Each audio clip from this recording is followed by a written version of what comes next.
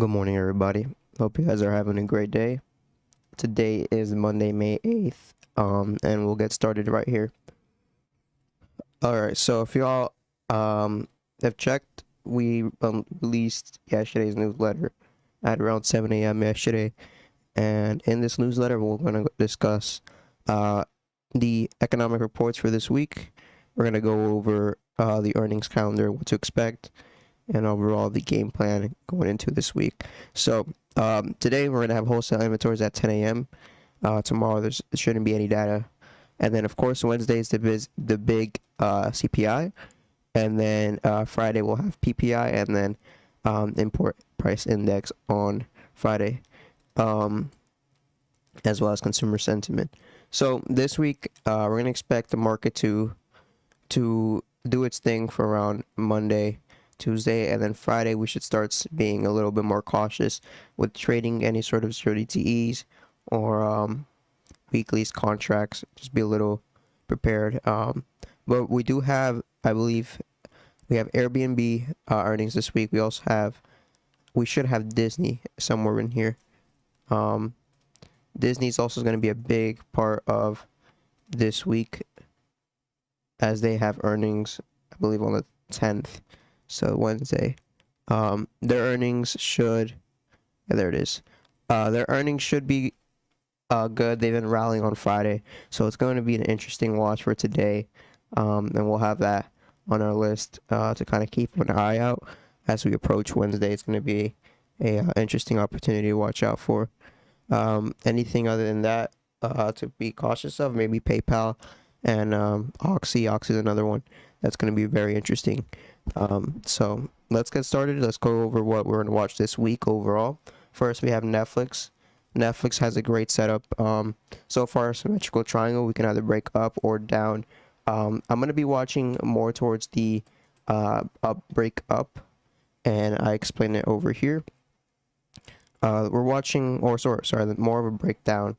And the reason for that is, as Netflix prepares to squeeze out of this wedge, we will be watching either the bottom or the top side break. Based on the daily, I'm going to lean more towards the put side of the market, looking for break at support and head to 314. But either way, I'll be watching for investor interest in both sides.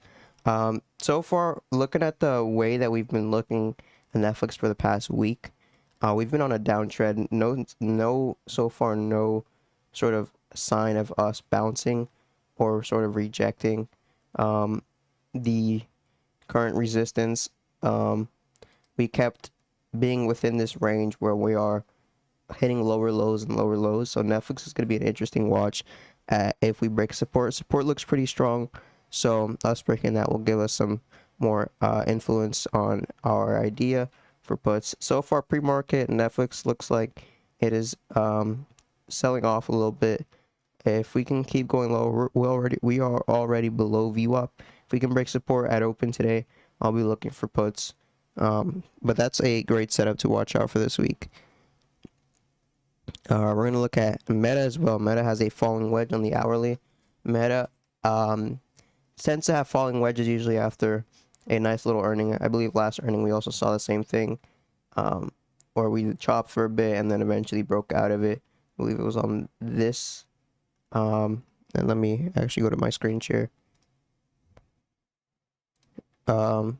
It was around this area where we started to squeeze out of a falling wedge, and then we ended up breaking out and having a nice trend back up. That's sort of what I want to see happen here.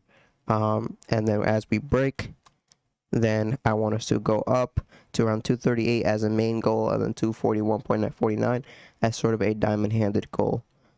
So today's going to be interesting. We are selling off a little bit pre-market, but as we approach open, we're going to see if buyers are interested in this meta break, or if they want to squeeze us or chop in between for a while. So yeah, it's going to be an interesting watch. We're going to move on to our next watch, and that will be our Walmart. Walmart looks interesting. If y'all see, we have a supply here where we're currently going to be opening near it. Pre-market is currently at it, so as we open into the market, it's going to be interesting to watch 152 be either a reject spot or a breakout spot. If we have really big selling volume, then we should see a reject. If we have strength, new strength into this week, then we should see a breakout to the top side, which then we can start targeting some positions like 152, 0.56 and 152.96 and so on. But if we do see rejects, or if we sell off before hitting supply, whatever the case is, this wedge support is also something to be looking at for either a bounce or a reject. So this is this line right here.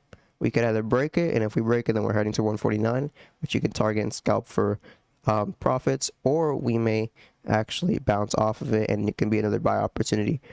If you guys see, we have wicks here as a buy spot, lots of buyers in this area, and we have rejects up here, lots of rejects in this area. So it all depends on which side is stronger. We'll see if they try to push us up higher or reject, and then we know that puts are the way for now. So yeah, let's move on to the next one. We're going to go on to Google. Google's an interesting watch as well. Google's also having that sort of symmetrical triangle idea, where we're going to start leaning on this one more towards, I believe, the possibly the put side. Although we are at the bottom of the range, current range, this is the daily range, where we're starting to see a lot of buyers hold. So it kind of does look like it wants to break out, but pre-market we already broke out. We did wick immediately after breaking. So if we open up today above that area, above that wedge resistance, we may look for some calls. It all depends on the strength that open, but Google may see something where we try pump up to 106.24 or hit that 106.93. So yeah, it's gonna be an interesting watch. But if we fail and we see some bearish activity, we're gonna have to scalp quick to 103.76 to 103.07 as well. If we break 103.07, try to diamond hand because that will be the break of the bottom of the range. But likely is that there's buyers at that area, so just keep that in mind. So yeah, that's our Google idea. And then of course our futures, which we'll go over in our screen share in a moment. So all right, let's get into screen sharing. This is last week's range. This is last week's idea. Looks like pre-market we're holding below this 1350, 13350, where last week we saw this as a reject spot multiple times. So 13350 is a key reject spot for me. If we can actually get above that, we'll start to see some movement into these areas back here. But as y'all know, that is our monthly high. So to see NASDAQ hit above our monthly high or attempt to, it's going to be an interesting area to be a part. So we're going to have that marked to watch out for. So that's our monthly high. We'll see how we react in this whole range. So far it looks like a supply zone can be marked here. 1, 2, 3 wicks, 3 selling wicks. That's definitely something worth watching. But overall, what we're gonna have to start paying attention to is back here, what to see for rejects, what are investors looking at. So far looks start marking down a few spots here soon.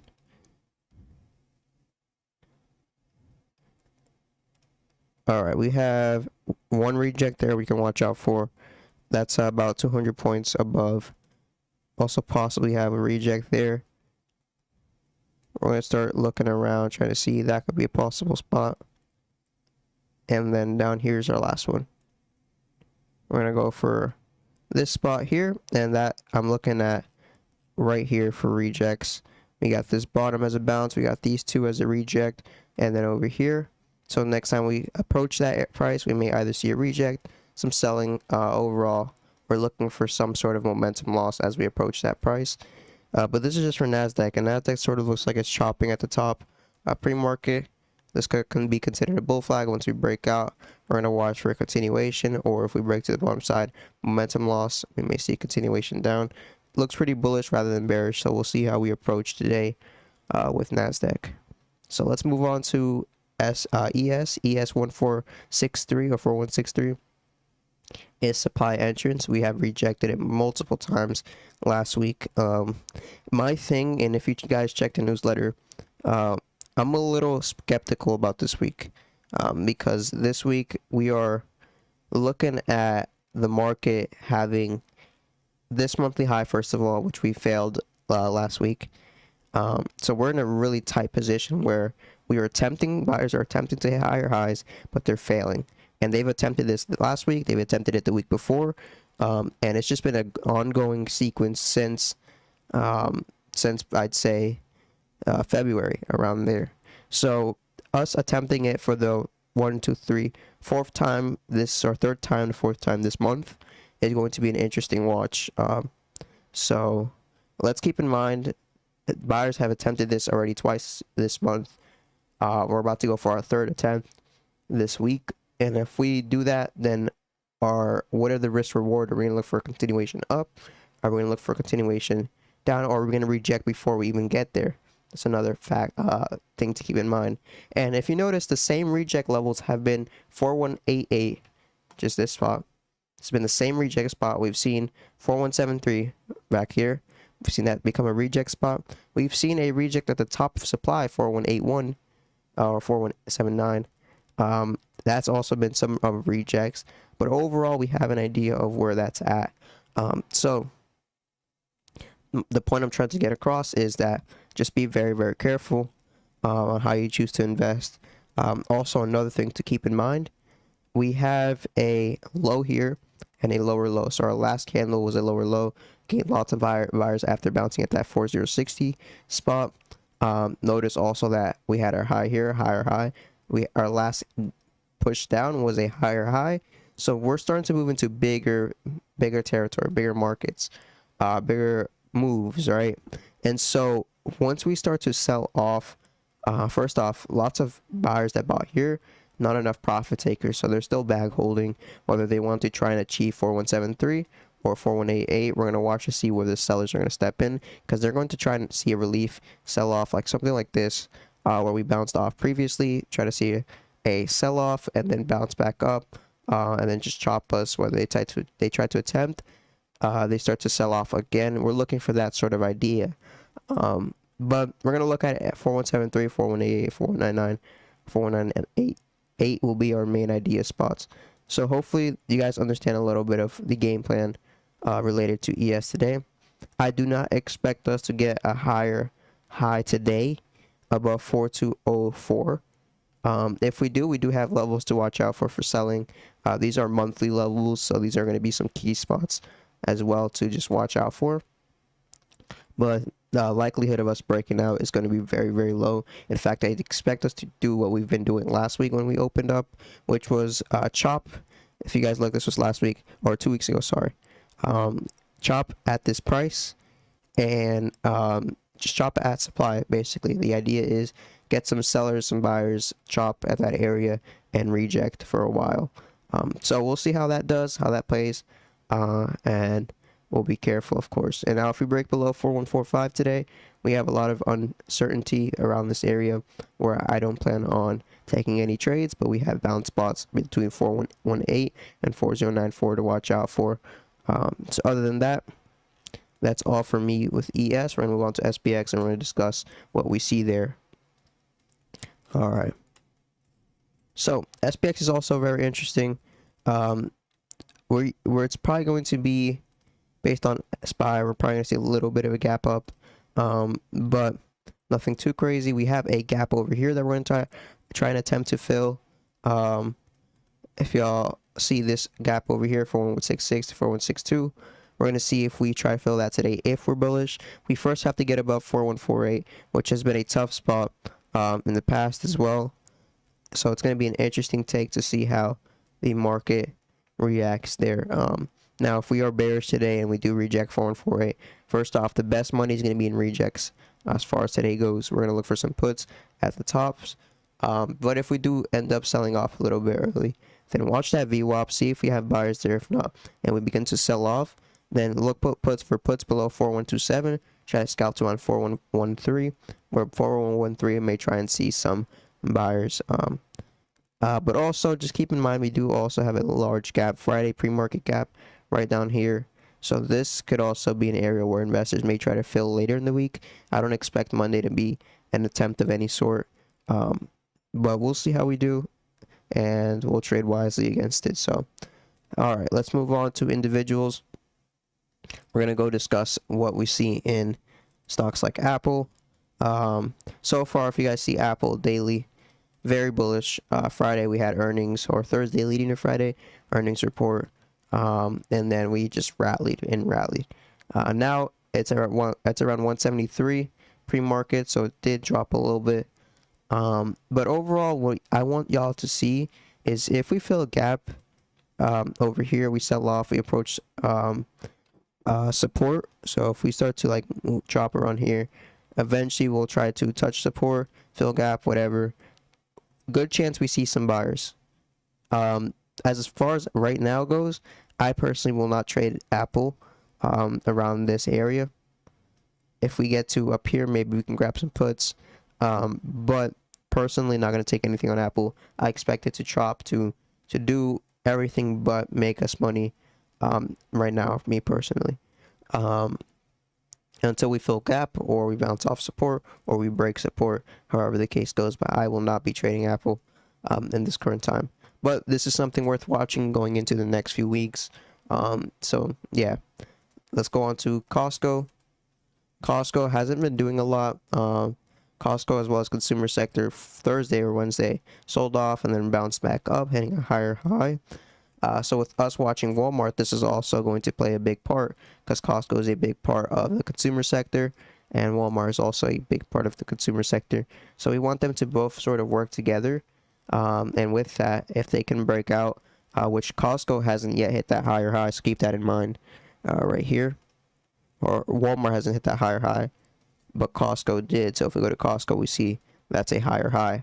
So Costco's a little bit more bullish. We want Walmart to follow and hit a higher high with it. We still have gaps to fill, so keep that also in mind.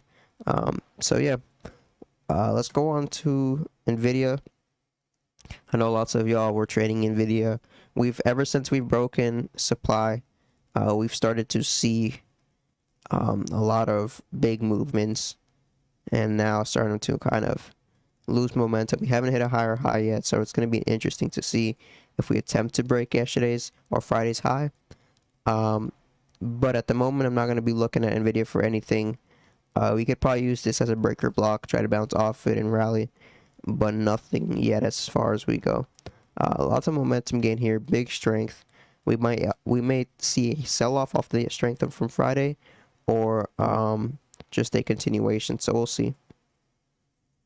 Now Tesla, if y'all were with us on Friday, we were watching calls above 163, which we broke out at open, and we just kept on rallying. Today it looks like we're starting to see this gap start to fill, or attempt to fill. Looks like pre-market had a significant push for Tesla. So we're going to start watching after this breakout to see if we start filling this earnings gap that we had over here. So definitely keep that on watch. I'm personally not going to take anything after that break. But this was a good watch for Friday. I know a lot of y'all who took it printed. So we're going to move on. Well, Meta we already talked about. But again, just keep in mind, falling wedge breakout, we're watching for a bullish trend reversal. And then we continue up. And then Amazon, nothing I see here that makes me want to take a trade. Orb actually looks pretty interesting.